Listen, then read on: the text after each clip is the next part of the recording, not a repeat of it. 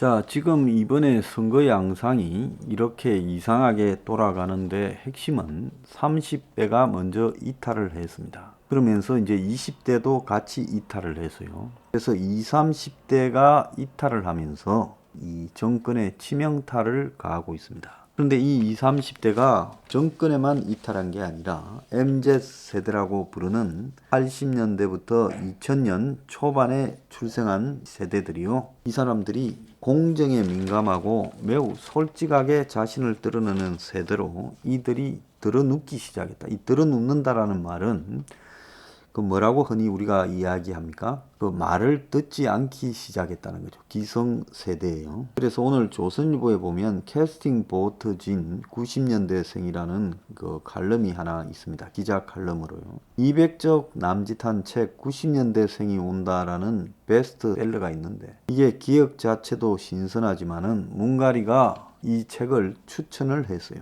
2019년 8월에 여름 휴가를 가면서 이 책을 청와대 전 직원에게 선물로 돌리면서 화제가 됐습니다. 그래서 새로운 세대를 알아야 미래를 준비할 수 있다. 20대를 얼마나 알고 있나? 이러면서 20대에 긍정적으로 다가가려고 하는 노력처럼 포장시켜서 박수를 받았습니다. 자, 탁현민이 작품이 아닌가 싶은데요. 더불어 거수기당이 그 이후에 8, 90년대들에게 대거 문호를 개방해서 당 청년 조직에 잔뼈가 굵은 강경태, 전용기 등을 당 선권에 배치해서 제도권 정치에 참여할 기회를 줬고, 그러니까 당내에도 20, 30대를 중용했다는 거죠. 또 한때 문재인을 비판하는 1인 시위를 했던 기본소득당의 용혜인이를 품어가지고 용혜인이하고 같이 비례대표 정당을 만들어서 한석을 줬지요. 소방관 출신 오영환, 환경 전문 변호사 출신 이소영 등을 전문성을 바탕으로 비례대표를 줘서 목소리를 내게 했다는 겁니다. 그래서 아예 20대 국회의원이 전혀 없는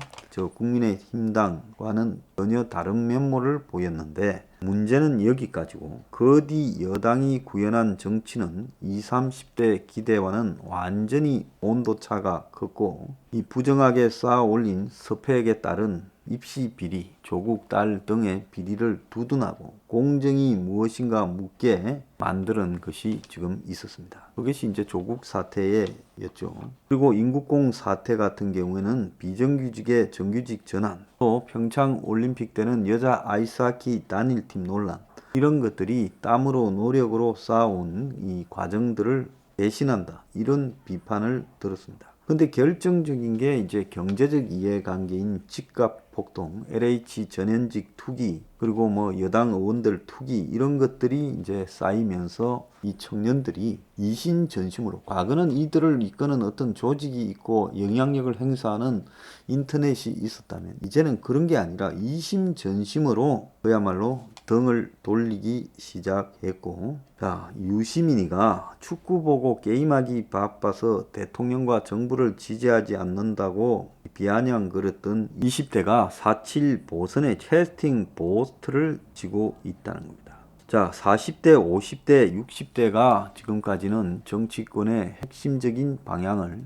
결정한다. 이랬는데 이제는 반문으로 돌아선 20대가 한국 정치를 바꾸는 그런 선거를 우리가 목격 중에 있습니다. 자, 그러니까 더불어 거수기당이 당황해서 부동산 정책을 다 변경하려고 하고 20대를 위한 정책을 쏟아내고 있지만은 이런 것들이 전혀 영향을 미치지 못하고 믿지 않는 사태가 벌어졌다는 겁니다. 자, 요즘 그 이모티콘 중에 들어 누워서 있는 이모티콘이 지금 젊은 사람들한테는 유행이라는데요. 자, 회사에서도 월급이 적다고 대놓고 불만을 제기하고 판교 IT 기업부터 임금 처우 개선 바람이 번졌고 삼성전자 등 대기업으로도 확대되었고 사소한 일에도 이들은 옛날에는 그냥 가만히 있었는데 가만히 있지 않고 위에 사람한테 항의도 한다는 겁니다. 그래서 이 MZ세대는 업무 담당 간부하고 만나가지고 이 면담을 하다가 따지니까 간부가 우는 일이 발생하기도 했다고 합니다. 우리가 사전적 의미로 MZ세대라는 것은 80년대 초부터 2000년대 초에 출생한 밀레니엄 세대, 그러니까 이 밀레니엄의 M을 갖다가 쓰고 있습니다.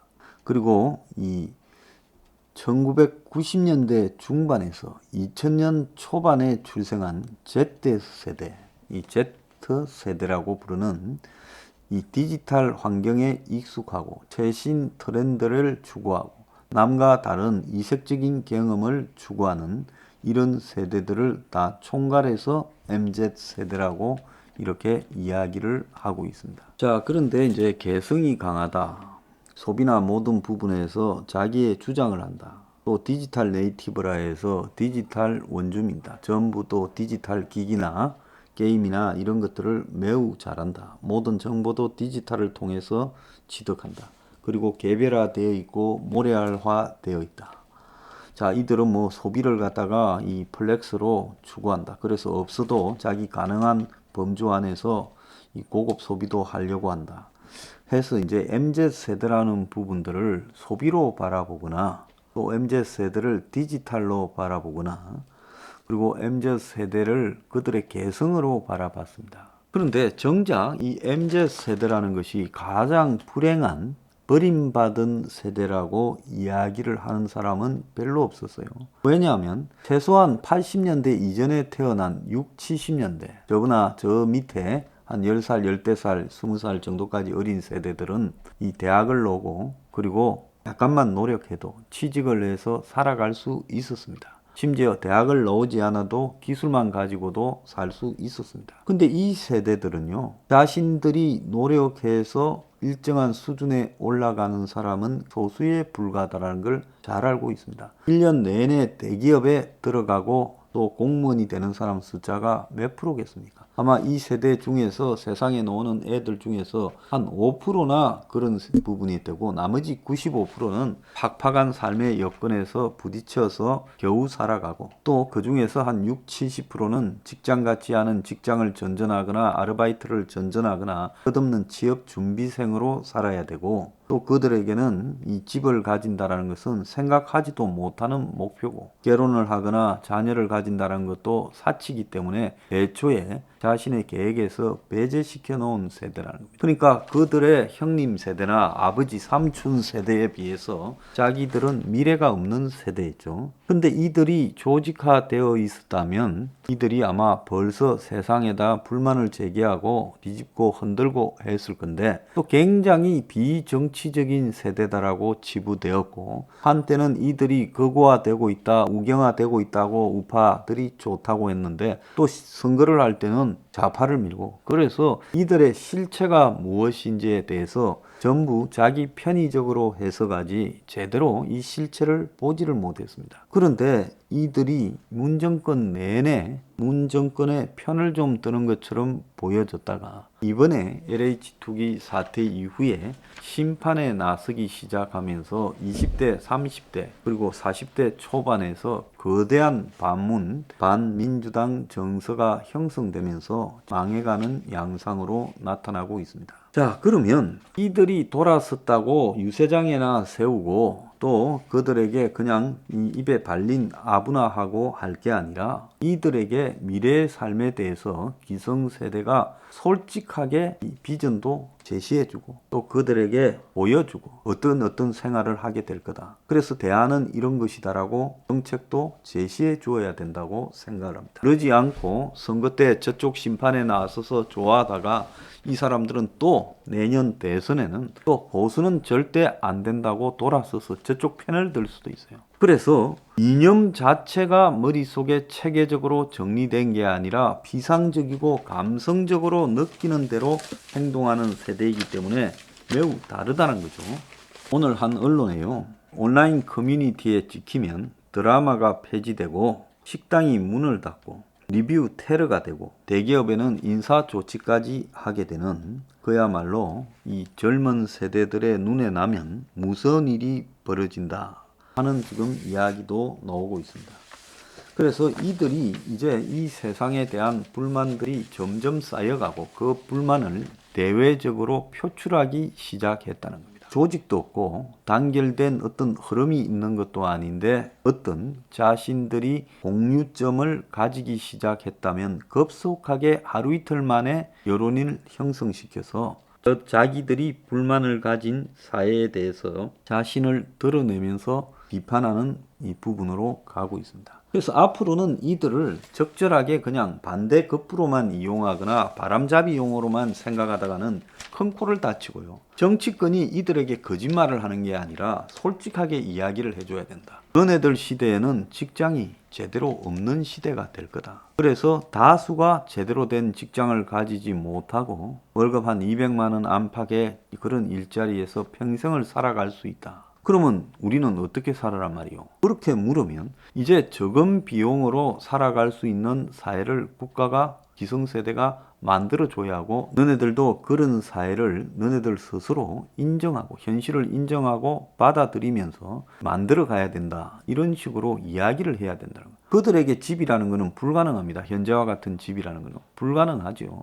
그러면 집이 없는 이 세상 부분을 그들에게는 그냥 감수해라고 할 거냐, 그냥 보여주기식 청년주택이라고 해서 역세권에 그냥 벌집만 이렇게 살아라 할 거냐, 고시원에 사는 게 당연하다고 하고 오피스텔에 사는 게 당연하다고 할 거냐. 그게 아니라 그들에게도 국가적으로 집을 공급해 주는 것이 맞다. 소득 수준으로 살 수 있는 집을 주어야 된다. 그리고 이제 고용이 사라졌으니까 이 국가가 그들의 상당수를 고용하는 것이 맞다. 제가 뭐라고 합니까? 학교의 사교육을 흡수해서 B급 교사를 과목별로 몇십만 명씩 뽑아서 임명해야 된다. 그래서 사교육 부분을 학교에서 공교육의 영역으로 넣어서 B급 교사들이 방과 후에 가르치는 방법으로 수십만 명의 매년 인원을 채용해야 된다. 그리고 노인 요양 제도에도 그들이 들어오게 해야 된다. 요양원에 있는 분들을 돌보는 것이 한국 사람이나 조선족이 하는 천박한 일이 아니라 한국이 제대로 요양 시스템을 가지지 못해서 그렇지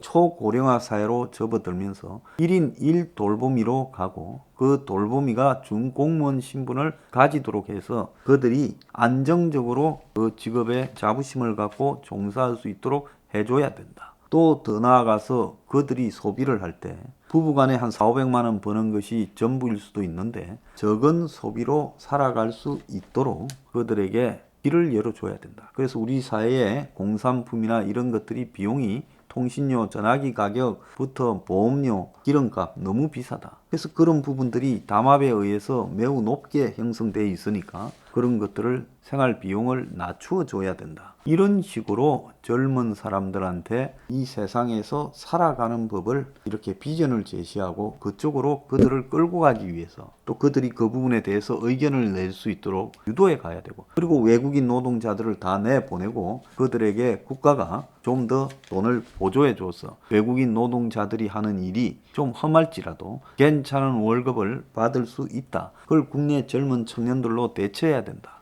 이런 부분에서 구체적으로 그들을 설득하지 않고요.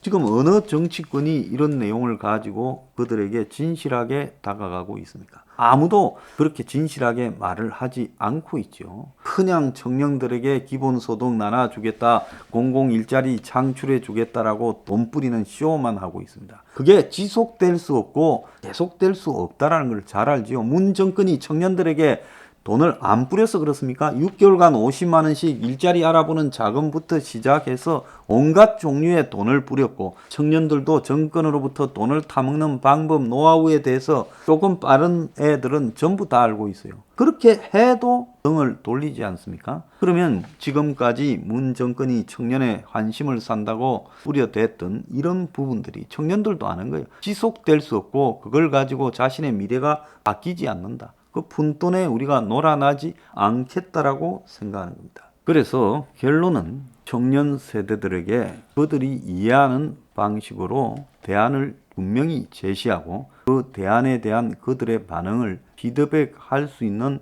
노력을 정치권이 기성세대가 해야 된다는 겁니다.